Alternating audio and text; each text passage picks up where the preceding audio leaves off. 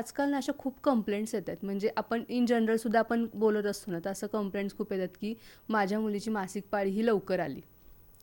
तर एवढ्या लवकर आम्ही एक्सपेक्ट नव्हतं केलं किंवा त्यांच्या ह्याच्यात असतं, की अरे बापरे! एवढ्या लवकर आली. म्हणजे आजकाल तर 3री-4थीच्या मुलींना पण म्हणजे ते एज्युकेशन प्रोव्हाईड करावं लागते, की असं-असं बाबा पिरियड्स तुम्हाला कधीही येऊ शकतात.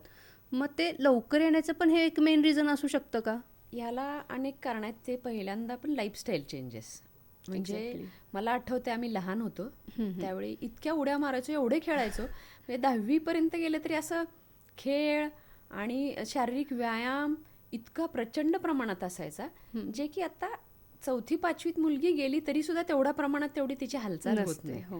म्हणजे पहिल्यांदा लाईफस्टाईलमध्ये झालेला बदल म्हणजे हं. कमीत कमी व्यायाम. आता त्याच्यात ते मुलं मोबाईलमध्ये गुंतलेली आहेत. खूप जास्त. त्याच्यामुळं आणि शिवाय ग्राउंड्स किंवा बरोबर खेळायला मुलं पण अवेलेबल नाहीत हो. हं. म्हणजे तो मुलांचा प्रॉब्लेम नाही एकट्या, हं. की बाबा मुलं का हे करत नाही, तर ते मुलांच्या बरोबर मुलं खेळायला नाहीत. आणि त्याच्याच बरोबर मग मुलांना काय होतंय, की घरचं अन्न सोडून बाहेरचे तयार रेडीमेड फूडला खूप अट्रॅक्ट होतात मुलं. म्हणजे हं. आत्ता जसं तुम्ही म्हणालात, की बाबा पिरियड लवकर सुरू होते वगैरे, तर त्याची सुरुवात अगदी बेबी जन्मल्यापासून होते.